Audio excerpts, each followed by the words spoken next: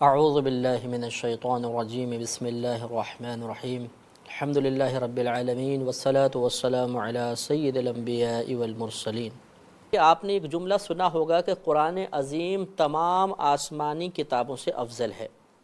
اس افضلیت کا کیا معیار ہے اور اس کا حقیقی اور درست مطلب کیا ہے؟ خدا نخواستہ اس کا مطلب ہرگز یہ نہیں ہے کہ توریت، زبور، انجیل یہ کم افضل کتابیں تھیں اور قرآن عظیم ان سے زیادہ افضل ہے، کیونکہ توریت، زبور، انجیل جو بعین ہی اللہ تبارک و تعالیٰ کی طرف سے نازل ہوئی تھیں، جب تک ان میں تحریف نہیں ہوئی وہ بھی اللہ کا کلام ہے، اور قرآن عظیم بھی اللہ کا کلام، اور اللہ تبارک و تعالیٰ کا کلام افضل ہی افضل ہے، اس میں مفضول کی گنجائش نہیں ہوتی۔ مفضول معنی کمتر، نچلے درجے کا۔ تو اگر خدا نخواستہ اس اعتبار سے قرآن کو افضل کہا جائے کہ قرآن میں جو کلام ہے وہ اعلیٰ درجے کا ہے، تو پھر معاذ اللہ ماننا پڑے گا کہ پہلی جو کتب میں اللہ کا کلام ہے وہ ادنا درجے کا ہے، اور اللہ تعالیٰ کے کلام میں ادنا کی کوئی گنجائش نہیں ہوتی ہے۔ لہٰذا قرآن عظیم کو افضل کہنا اس اعتبار سے نہیں ہوتا ہے، بلکہ علماء اسلام نے ارشاد فرمایا کہ قرآن عظیم کی افضلیت کا معیار ثواب میں زیادتی ہے۔ یعنی کہنے کا مطلب یہ ہے کہ آپ توریت، زبور یا انجیل یا دیگر صحائف جو آسمان سے نازل کیے گئے، اگر ان کی آپ تلاوت کریں گے تو ثواب کم ملے گا، اور قرآن عظیم کی تلاوت کا ثواب سب سے زیادہ ہوگا۔ تو قرآن عظیم ثواب میں زیادتی کے اعتبار سے سب سے افضل کتاب ہے۔ اس کے بعد ہم قرآن پاک کے اعجاز کے بارے میں کلام کریں گے کہ اللہ تبارک و تعالیٰ نے قرآن عظیم کو نازل فرمایا تو اس نے تمام فصحاء اور بلغائے عرب کو عاجز کر دیا۔ ایک ایسی پاکیزہ کتاب کہ جس کی نظیر لانا ممکن نہیں، جو خالصتاً اللہ کا کلام ہے، اس کی کوئی نظیر نہیں لا سکتا، اس میں کسی قسم کی مداخلت بیجا کا امکان نہ ہو، یقیناً وہی ہدایت حاصل کرنے کے قابل ہے۔ اللہ تبارک و تعالیٰ نے قرآن عظیم میں ان تینوں امور کو بیان فرمایا۔ یعنی پہلی بات تو یہ کہ یہ کسی انسان کا کلام نہیں، نبی کریم صلی اللہ علیہ وسلم نے اپنے پاس سے گھڑ کر کوئی آیات نہیں وضع فرمائی، نہیں بیان فرمائی، بلکہ یہ اللہ کا کلام ہے جو اپنے بندہ خاص پر اللہ نے ایک فرشتے کے ذریعے نازل فرمایا اور وہ ہم لوگوں تک پہنچا۔ لہذا جو حقیقتاً اللہ کا کلام ہے اس میں کوئی شک کی گنجائش نہیں، اسی سے ہدایت حاصل کرنی چاہیے۔ اللہ تبارک و تعالیٰ سورہ نساء آیت نمبر 82 میں ارشاد فرماتا ہے کہ افلا یتدبرون القرآن ولو کان من عند غیر اللہ لوجدوا فیہ اختلافا کثیرا۔ اللہ نے ارشاد فرمایا تو کیا پس یہ قرآن پاک میں غور و تفکر نہیں کرتے؟ اگر یہ قرآن عظیم اللہ تبارک و تعالیٰ کی کسی غیر کے پاس سے آتا تو ضرور یہ لوگ اس میں اختلاف کثیر پاتے، یعنی اس کی باہم آیات میں ٹکراؤ ہوتا، باتوں میں ٹکراؤ ہوتا، مختلف امور میں ٹکراؤ نظر آتا، کیونکہ نقص بندے کا خاصہ ہے، کمی کوتاہی میں مبتلا ہونا یہ بشریت کے تقاضوں میں شامل ہے۔ لہٰذا اگر یہ بشر کا کلام ہوتا تو ضرور اس میں کجی نظر آتی، ضرور کمی نظر آتی، ضرور اس کی آیات باہم ایک دوسرے سے ٹکرا رہی ہوتی، لیکن ایسا نہیں ہے۔ اس سے یہ معلوم ہوا ایک عقلی دلیل سے اللہ تبارک و تعالی نے سمجھا دیا کہ یہ کسی انسان کا کلام نہیں بلکہ براہ راست اللہ تبارک و تعالی کی طرف سے نازل کیا گیا۔ تو جو کلام واقعی اللہ تبارک و تعالیٰ کا ہو اسی کو معیار بنانا، اس سے ہدایت حاصل کرنے کی کوشش کرنا، اس کو اپنا معیار زندگی بنا لینا یقیناً بہت بڑی سعادت ہے۔ پھر دوسرا اس میں کمال یہ ہے کہ اس میں کسی قسم کی تبدیلی کی گنجائش نہیں ہے۔ اب یہ ہو سکتا تھا کہ اللہ کا کلام نازل ہوا اور اللہ تبارک و تعالیٰ کے اس کلام میں کسی نے بیجا تصرف کر لیا تو یہ عین ممکن ہے کہ انسان ہدایت سے گمراہی کی طرف چلا جائے۔ پچھلی کتب میں ایسے ہی ہوا۔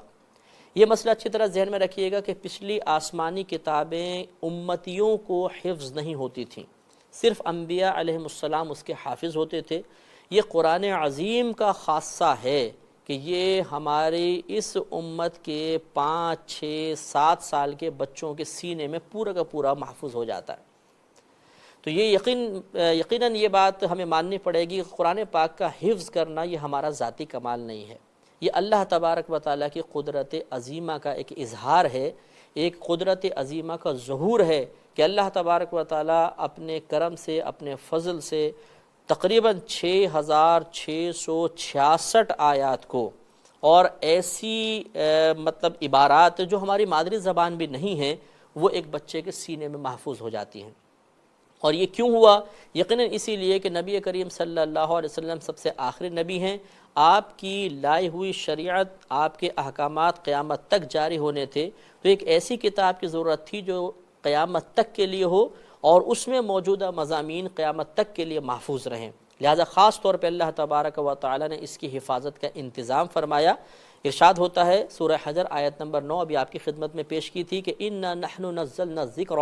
وَإِنَّا لَهُ لَحَافِظُونَ، بے شک ہم نے ہی اس ذکر کو نازل کیا اور بے شک ہم ہی اس کی حفاظت فرمانے والے ہیں۔ اور حفاظت فرمانے کا بہترین انداز یہ اختیار کیا گیا کہ بچے کے سینے میں اس کو محفوظ کر دیا گیا۔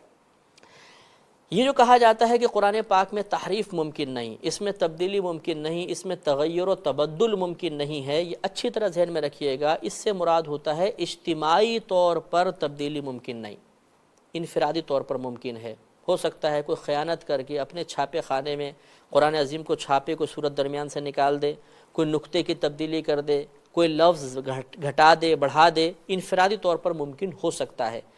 یہ جو اللہ تبارک و تعالیٰ نے حفاظت کا وعدہ فرمایا ہے یہ اجتماعی طور پر ہے کہ اجتماعی طور پر کوئی اس میں تبدیلی نہیں کر سکتا۔ ایسا نہیں ہو سکتا کہ کائنات میں جتنے بھی مصحف قرآنیہ موجود ہیں ان سب میں کوئی تبدیلی واقع ہو جائے، ایسا نہیں ہوگا۔ لہٰذا اس کا نتیجہ یہ نکلے گا اگر کسی خاص مقام پر کسی نے اس طرح کی خیانت کا ارتکاب کیا بھی تو اس کی یہ خیانت مخفی نہیں رہ سکتی ہے، فوراً منکشف ہو جائے گی، کیونکہ جب وہ قرآن عام ہوگا تو حفاظ پہلے سے موجود ہوں گے، وہ اس کو پڑھیں گے تو فوراً خیانت پر مطلع ہو جائیں گے اور تحریف کا یہ سلسلہ رک جائے گا۔ لہٰذا ایک ایسی عظیم کتاب جس کی حفاظت کوئی عام انسان نہیں بلکہ اللہ تبارک و تعالی خود فرما رہا ہو، یقیناً اس میں کوئی تبدیلی نہیں ہو سکتی ہے، اور جب اس کے مضامین میں تبدیلی ممکن نہیں ہے، وہ راسخ ہیں، پختہ ہیں، قیامت تک کے لیے ان کو نافذ کر دیا گیا ہے، تو ان سے ہدایت حاصل کرنا ہی ہمارے لیے شرف کی بات ہے۔ اس کے بعد اللہ تبارک و تعالی نے خود قرآن عظیم میں کئی مقامات پر لوگوں کو چیلنج دیا کہ اگر یہ قرآن عظیم کسی انسان کا تمہیں کلام محسوس ہوتا ہے تو چلو اس کی نظیر بنا کر لے کر آؤ۔ تو کہیں تو 10 صورتوں کا چیلنج دیا گیا، کہیں ایک صورت کا، کہیں پر ایک آیت کا۔ یہ مختلف سورہ میں مطلب ان کا تذکرہ ہے جو میں انشاءاللہ آپ کی خدمت میں عرض کرتا ہوں۔ اور یہ چیلنج جب دیا گیا یقیناً اس وقت قرآن عظیم عربوں پر کے درمیان تھا، اور وہاں بڑے بڑے فصحاء بلغاء تھے جو عربی زبان پر، عربی اسلوب پر بہت زبردست قادر تھے، اور وہ عربی اسلوب کی ہر اونچ نیچ کو سمجھتے تھے، فصاحت و بلاغت انہیں گھر سے ملی تھی۔ لیکن اس کے باوجود اللہ تبارک و تعالیٰ کے چیلنج کا کوئی بھی مقابلہ نہ کر سکا۔ آج تک کم و بیش 1500 سال گزر جانے کے باوجود آج تک کوئی قرآن پاک کی نظیر پیش نہیں کر سکا۔ اللہ تبارک و تعالیٰ نے سورہ اسراء میں آیت نمبر 88 ہے، ارشاد فرمایا قُلْ لَئِنِ اجْتَمَعَتِ الْإِنسُ وَالْجِنُّ عَلَىٰ أَن يَأْتُوا بِمِثْلِ هَذَا الْقُرْآنِ لَا يَأْتُونَ بِمِثْلِهِ۔ اے حبیب کریم صلی اللہ علیہ وسلم آپ فرما دیجئے کہ اگر تمام انسان اور تمام جن جمع ہو جائیں اس بات پر کہ اس قرآن کی مثل لے آئیں تو کبھی بھی اس کی مثل لانے پر قادر نہیں ہو سکتے ہیں۔ یہی وجہ ہے کہ بہت سے لوگوں نے کوشش کی لیکن ان کی مرتب کردہ ان عربی عبارات کا نقص فوراً ظاہر ہو گیا، اور جب تقابل کیا گیا تو قرآن پاک کی فصاحت و بلاغت کے مقابلے میں ان کی کوئی حیثیت نہ رہی۔ اس کے بعد سورہ ہود آیت نمبر 13 میں اللہ تبارک و تعالی نے ارشاد فرمایا ام یقولون افتراہ، کیا یہ کہتے ہیں کہ یہ قرآن عظیم ان نبی کریم صلی اللہ علیہ وسلم نے اپنے پاس سے گھڑ لیا ہے؟ قل فأتوا بعشر سور مثلہ مفتریات، تو آپ یہ فرما دیجئے کہ اگر ایسا ہی ہے تو تم اپنی طرف سے 10 گھڑی ہوئی صورتیں لے آؤ، اپنے پاس سے بنا کے 10 صورتیں لے آؤ۔ وَادْعُوا مَنِ اسْتَطَعْتُم مِّن دُونِ اللَّهِ إِن كُنتُمْ صَادِقِينَ، اور اگر تم سچے ہو تو اللہ تبارک و تعالیٰ کی طرف کے علاوہ جس کو تم اپنے مدد کے لیے بلا سکتے ہو اسے بھی بلا لو۔ تو پہلے پورے قرآن کا اللہ تبارک و تعالیٰ نے چیلنج دیا، پھر 10 صورتوں کا چیلنج دیا۔ یہ 10 صورتیں بھی آج تک کوئی بھی لانے میں کامیاب نہیں ہو سکا۔ پھر سورہ بقرہ آیت نمبر 23 ہے، اللہ تعالیٰ ارشاد فرماتا ہے وَإِن كُنتُمْ فِي رَيْبٍ مِّمَّا نَزَّلْنَا عَلَىٰ عَبْدِنَا، اگر تم اس چیز کے بارے میں شک میں مبتلا ہو جو ہم نے اپنے بندہ خاص پر نازل فرمائی یعنی قرآن عظیم، فَأْتُوا بِسُورَةٍ مِّن مِّثْلِهِ، تو تم اس کی مثل کوئی ایک صورت ہی لے آؤ۔ اب ایک صورت کا چیلنج دیا لیکن آج تک کوئی اس چیلنج کا جواب بھی نہ دے سکا۔ پھر سورہ طور آیت نمبر 34 میں اللہ تبارک و تعالی ارشاد فرماتا ہے فَلْيَأْتُوا بِحَدِيثٍ مِّثْلِهِ إِن كَانُوا صَادِقِينَ، کہ اگر یہ لوگ سچے ہیں یعنی اس بات میں کہ یہ قرآن عظیم تو کسی مخلوق کا کلام ہے، اللہ کا کلام نہیں ہے، تو اس قرآن عظیم کی مثل کوئی ایک آیت ہی لے آئیں۔ تو پھر وہ نہیں لا سکے۔ اس سے ثابت ہو گیا کہ قرآن عظیم یقیناً اللہ کا کلام ہے، اس میں کسی تبدیلی کی گنجائش نہیں، اس میں کسی بندے نے کوئی عمل دخل نہیں کیا، اس میں قطعی طور پر ایک حرف کا بھی اضافہ یا کمی نہیں ہو سکی ہے، اور کوئی بھی قرآن عظیم کی تبدیلی کا سبب نہیں بن سکتا ہے۔ لہٰذا معلوم ہوا کہ یہ اتھینٹک کتاب ہے، ایک مستند کتاب ہے، اسی کتاب سے ہدایت حاصل کرنے میں راہ نجات ہے۔ اور انشاءاللہ عز و جل جس نے قرآن کو اپنا معیار بنایا عقائد کے سلسلے میں، عبادات کے سلسلے میں، اللہ تبارک و تعالیٰ کے قرب کے حصول کے سلسلے میں، وہ ضرور کامیاب ہوگا اور اسے اس کے مقاصد ضرور حاصل ہو جائیں گے۔ اس کے بعد ہم اپنا ایک اور موضوع انشاءاللہ ذکر کرتے ہیں، یہ اسباب یا شان نزول کے بارے میں ہے۔ آپ نے لفظ سنا ہوگا اسباب نزول، شان نزول، یہ کیا ہوتا ہے اس کے بارے میں اچھی طرح یاد رکھیے کہ قرآن عظیم کی صورتوں یا آیات کو ہم دو طرح تقسیم کر سکتے ہیں۔ بعض آیات اور بعض صورتیں ایسی ہیں جو کسی خاص واقعے سے متعلق نہیں ہیں۔ ایسا نہیں ہوا کہ کسی نے کوئی سوال کیا تھا تو اس کے جواب میں کوئی آیت یا صورت نازل کی گئی، ایسا نہیں ہوا تھا کہ کوئی خاص واقعہ ہوا تھا اور اس واقعے کے لیے اللہ تبارک و تعالی نے کوئی آیت یا کوئی صورت نازل فرمائی، کسی خاص صحابی کے لیے، کسی خاص شخص کے لیے آیت یا صورت نازل ہوئی ہو۔ اگر ایسا، بہت سی آیت آپ کو ایسی ملیں گے، اگر ایسا ہو کہ کسی خاص شخص کے لیے، کسی خاص سبب کے لیے، کسی خاص واقعے کے لیے، کسی صحابی نے نبی کریم صلی اللہ علیہ وسلم سے کوئی سوال کیا، نبی کریم خاموش ہوئے اور ان صحابی کے جواب میں کوئی آیت نازل ہوئی، تو یہ دو طرح کی آیات ہو گئیں۔ ایک یہ کہ جو کسی خاص سبب، کسی سوال کے ساتھ مقید ہیں، ایک جو مقید نہیں ہیں۔ یہ جو آیات اور صورتیں مقید ہوتی ہیں کسی خاص واقعے کے ساتھ، کسی خاص سبب کے ساتھ، کسی خاص سوال کے ساتھ، انہی آیات کا شان نزول بیان ہوتا ہے۔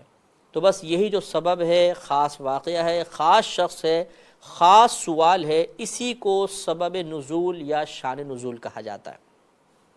اس اعتبار سے یاد رکھیے کہ قرآن عظیم کی آیات کی ہم مزید تقسیمات کر سکتے ہیں۔ بعض اوقات ایسا ہوتا ہے کہ سبب ایک ہوتا ہے اور اس کے لیے کئی آیات نازل کی جاتی ہیں۔ کبھی ایسا ہوتا ہے کہ سبب کثیر ہوتے ہیں اور ان کے لیے ایک ہی آیت نازل ہوتی ہے۔ یہ بھی مطلب اسلوب انشاءاللہ قرآن میں آئے گا اور اپنے مقام پہ اس کی تفصیل انشاءاللہ ہم عرض کریں گے۔ اب یہ مسئلہ یہ ہوتا ہے کہ اسباب نزول کا حکم کیا ہوتا ہے۔ یاد رکھیں کہ بسا اوقات ایسا ہوتا ہے کہ سبب عام ہوتا ہے اور حکم بھی عام ہوتا ہے، یعنی کسی خاص سبب سے کوئی آیت تو نازل ہوتی ہے، لیکن جو آیت نازل ہوتی ہے اس کے لیے مطلب جن کے لیے نازل ہو رہی ہے وہ بھی کثیر ہوتے ہیں، اور جو حکم اس میں نازل ہوتا ہے وہ بھی کثیر لوگوں کے لیے ہوتا ہے۔ مثال کے طور پہ اللہ تبارک و تعالی نے قرآن عظیم میں ارشاد فرمایا کہ لا تقربوا الصلاۃ وانتم سکارى، جس وقت تم نشے کی حالت میں ہو نماز کے قریب نہ آؤ۔ تو یہ خاص کسی شخص کے لیے نازل نہیں کیا گیا، خاص کسی گروپ کے لیے نہیں ہے، بلکہ حکم عام ہے کہ جتنے بھی نشے کے اندر ہیں وہ حالت نشہ میں نماز کے قریب نہ آئیں۔ تو سبب بھی عام ہے اور حکم بھی یہاں پر عام ہے، قیامت تک کے لیے تمام لوگوں کے لیے یہ حکم نازل ہوگا۔ تو ایسی صورت میں یہ حکم عام ہوتا ہے، ہم کسی کے ساتھ اس کو مقید نہیں کر سکتے ہیں، سب کے لیے حکم عام ہو جاتا ہے۔ دوسرا ایسا ہوتا ہے کہ سبب خاص ہوتا ہے اور الفاظ بھی خاص ہی استعمال کیے جاتے ہیں، یعنی الفاظ خاص کا مطلب یہ ہے کہ جس کے لیے وہ آیت نازل ہوئی اسی شخص کا ذکر بھی کر دیا جاتا ہے، تو پھر وہ حکم اسی شخص کے ساتھ خاص ہوتا ہے، دوسرے کے لیے ہم اس حکم کو عام نہیں کریں گے۔ مثال کے طور پہ سورہ احزاب آیت نمبر 37 میں اللہ تبارک و تعالی نے ارشاد فرمایا کہ فَلَمَّا قَضَى زَيْدٌ مِّنْهَا وَطَرًا زَوَّجْنَاكَهَا، اے حبیب کریم صلی اللہ علیہ وسلم، جب زید اپنی زوجہ سے قطع تعلق کے سلسلے میں اپنی غرض پوری کر چکا تو ہم نے اس کی زوجہ کا نکاح آپ کے ساتھ کر دیا۔ مسئلہ یہ تھا کہ زید بن حارثہ رضی اللہ تعالی عنہ حضرت نبی کریم صلی اللہ علیہ وسلم کے منہ بولے بیٹے تھے۔ نبی کریم صلی اللہ علیہ وسلم نے اپنی کزن تھیں زینب بنت جہش رضی اللہ تعالی عنہا، جو بڑی مالدار تھیں، بہت خوبصورت تھیں، ان کی شادی ان کے ساتھ کروا دی تھی، لیکن ان کی آپس میں انڈرسٹینڈنگ نہ ہو سکی اور زید بن حارثہ رضی اللہ تعالی عنہ نے پھر ان کو طلاق دے دی تھی۔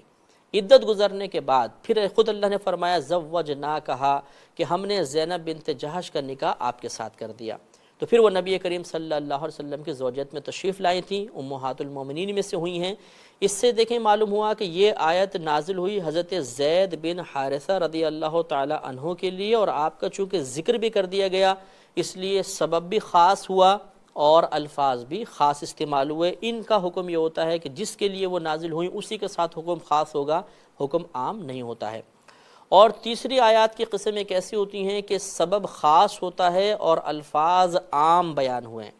یعنی کوئی خاص واقعہ ہوا تھا ان کے لیے وہ آیت نازل ہوئی، لیکن جس خاص شخص کے لیے یا خاص لوگوں کے لیے نازل ہوئی تھی ان کا ذکر اس میں نہیں ہوتا، حکم ایسا لگتا ہے کہ تمام مسلمانوں سے خطاب ہے۔ سورہ نور آیت نمبر 6 اور 7 میں اللہ تبارک و تعالی نے ارشاد فرمایا کہ والذین یرمون ازواجہم،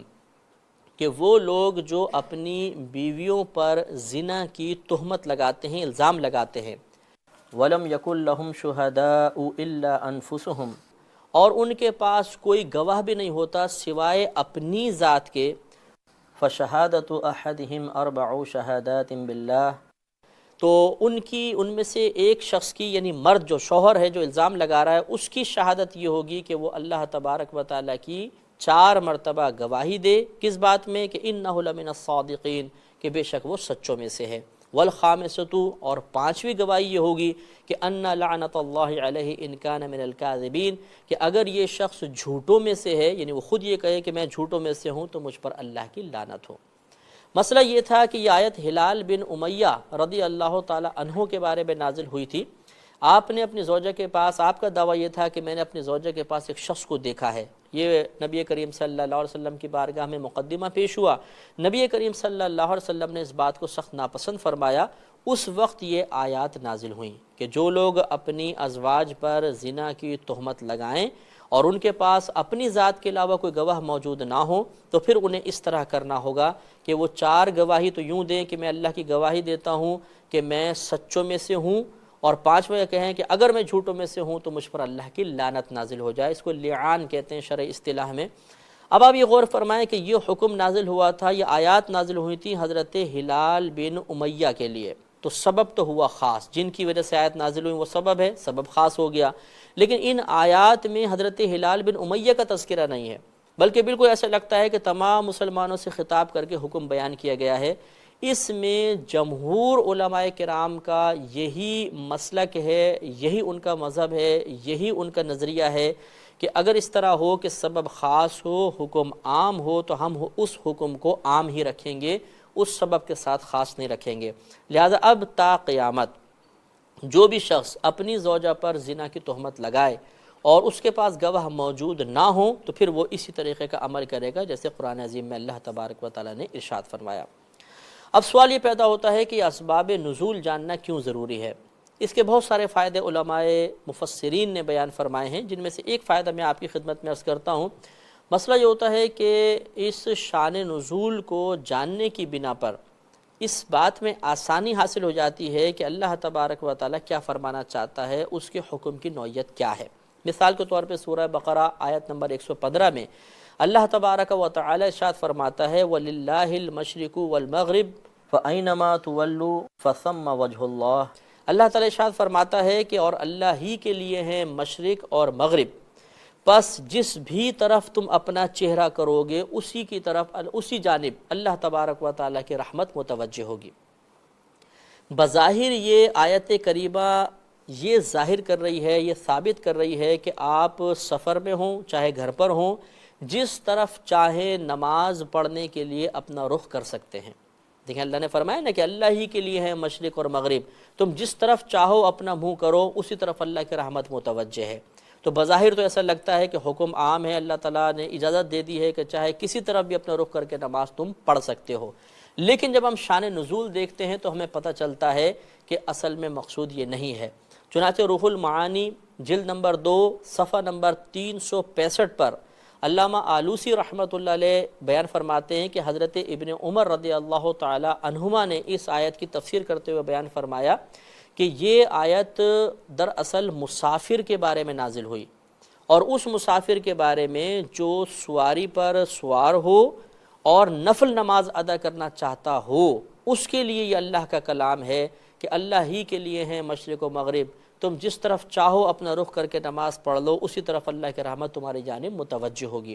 اس سے معلوم ہوا، استدلال فقہا نے پھر یہ کیا اس شان نزول کو سامنے رکھتے ہوئے کہ اگر کوئی مسافر سواری پر سفر کر رہا ہے اور نفل نماز یا سنت نماز ادا کرنا چاہتا ہے تو استقبال قبلہ شرط نہیں ہے، بلکہ سواری جس رخ پر جا رہی ہے وہ اس رخ پر اپنا چہرہ کر کے نماز کو ادا کر سکتا ہے۔ اور اس کا دوسرا شان نزول حضرت جابر رضی اللہ تعالی عنہ سے مروی ہے، اور علامہ آلوسی نے اس کو نقل فرمایا ہے کہ یہ دراصل آیت کریمہ ایک ایسی مسلمانوں کی قوم کے بارے میں نازل ہوئی جو ایک غزوے میں شریک ہوئے تھے۔ جب اس غزوے سے واپسی پر آ رہے تھے تو کچھ اندھیرا ہو گیا، نماز ادا کرنی تھی تو ان پر قبلہ مشتبہ ہو گیا، اور کچھ نے شمال کی طرف کچھ نے جنوب کی طرف رخ کر کے نماز پڑھ لی۔ جب وہ فارغ ہوئے، صبح انہوں نے مناظر دیکھے تو ان کو شبہ ہوا کہ شاید ہمارے رات کی نمازیں نہیں ہوئیں۔ اس پریشانی کے عالم میں کہ پتہ نہیں نماز ہوئی کہ نہیں ہوئی، وہ سخت پریشان تھے، تو پھر اللہ تبارک و تعالی کی طرف سے ان آیات کو نزول ہوا، جس میں بتایا گیا کہ اگر تم اندھیرے میں یا جب قبلہ مشتبہ ہو جائے تو دل کی گواہی کے ساتھ اگر تم نماز پڑھ لو گے تمہاری نماز ہو جائے گی۔ آخر میں انشاءاللہ ہم آپ کی خدمت میں نسخ کے بارے میں چند کلمات عرض کرنا ضروری سمجھتے ہیں۔ نسخ کا آپ نے لفظ سنا ہوگا، مطلب آپ نے اس طرح سنا ہوگا یہ آیت منسوخ ہو گئی، فلاں آیت نے اس آیت کو منسوخ کر دیا، یا فلاں آیت اس آیت کے لیے ناسخ ہے۔ تو نسخ کے بارے میں ایک مسلمان کو ضروری معلومات حاصل ہونا بہتر ہوتا ہے۔ میں اس کے بارے میں آپ کی خدمت میں چند باتیں ضروری عرض کرتا ہوں کہ نسخ کا لغوی معنی ہوتا ہے زائل کرنا، تبدیل کر دینا۔ جس کو زائل کیا گیا، جس کو تبدیل کیا گیا اس کو منسوخ کہتے ہیں۔ جو زائل کرنے والا ہے، منسوخ کرنے والا ہے، اس کو ناسخ کہا جاتا ہے۔ اگر ایک آیت کی وجہ سے دوسری آیت کا حکم بدل گیا یا وہ آیت ختم ہو گئی، اس کے حکم پر اب عمل نہیں ہوگا، تو جس کا حکم تبدیل ہوا اس آیت کو کہیں گے یہ منسوخ ہے، اور جس آیت نے اس حکم میں تبدیلی پیدا کر دی ہے اس آیت کو ناسخ کہا جاتا ہے۔ اس کی شرعی تعریف کتاب التعریفات صفحہ نمبر 167 پر علامہ سید شریف جرجانی رحمۃ اللہ علیہ نے یوں لکھی ہے کہ دراصل نسخ یہ ہوتا ہے کہ صاحب شرع کی طرف سے کسی شرعی حکم کی انتہا کو بیان کر دینا نسخ کہلاتا ہے۔ اس تعریف سے یہ شبہ نکل گیا کہ معاذ اللہ بعض لوگ یہ سمجھتے ہیں کہ جو ایک حکم اللہ نے نازل فرمایا تھا وہ شاید غلط تھا، پھر دوسرا حکم نازل ہوا تو اس حکم کی اصلاح ہو گئی۔ معاذ اللہ ایسی بات نہیں ہے، بلکہ تعریف ہمیں یہ بتا رہی ہے کہ دراصل جب ایک آیت میں نیا حکم بیان ہوتا ہے اور پچھلی آیت کا حکم ختم کر دیا جاتا ہے تو دراصل یہ اگلی آیت یہ بتانا چاہتی ہے کہ پچھلی آیت کے حکم کی انتہا ہو چکی ہے، اس کا وقت ختم ہو چکا ہے، اب یہ نیا حکم جاری ہوگا۔ تو دراصل جو ناسخ آیت ہوتی ہے وہ اس لیے نازل کی جاتی ہے تاکہ منسوخ آیت میں موجود حکم کی مدت بیان کر دی جائے، کیونکہ جب تک یہ منسوخ آیت ہمارے سامنے تھی، ناسخ نہیں تھی، تو ہمیں ایسا لگتا تھا شاید یہ حکم قیامت تک کے لیے ہوگا۔ لیکن اللہ تبارک و تعالیٰ کے علم میں یہ بات تھی کہ یہ حکم مثلا 10 سال کے لیے ہے، 15 سال کے لیے، 20 سال کے لیے حکم ہے۔ پھر جب اگلی آیت نازل ہوتی ہے تو یہی مقصود الہی واضح ہو جاتا ہے کہ یہ حکم دائمی نہیں تھا، اس میں استمرار نہیں تھا، دوام نہیں تھا، یہ تا قیامت کے لیے نہیں تھا، بلکہ اللہ تبارک و تعالیٰ نے اسے خاص مدت تک رکھنا تھا، اس کے بعد نیا حکم نازل ہو گیا۔ تو ناسخ آیت کا نزول پچھلی آیت کو باطل قرار دینے کے لیے معاذ اللہ نہیں ہوتا، بلکہ جو پچھلی آیات میں کوئی حکم نازل ہوا تھا اس حکم کی انتہا بتانا مقصود ہوتا ہے۔ اس کا ثبوت سورہ بقرہ آیت نمبر 106 میں موجود ہے۔ اللہ تبارک و تعالی ارشاد فرماتا ہے کہ ما ننسخ من آیت او ننسها نأتی بخیر منہا او مثلہا۔ اللہ تعالی ارشاد فرماتا ہے کہ جو بھی آیت ہم منسوخ کر دیتے ہیں یا اسے بھلا دیتے ہیں تو پھر اسی سے بہتر یا اس کی مثل ایک آیت لے آتے ہیں۔ تو اس سے معلوم ہوا کہ بعض آیات منسوخ ہوتی ہیں۔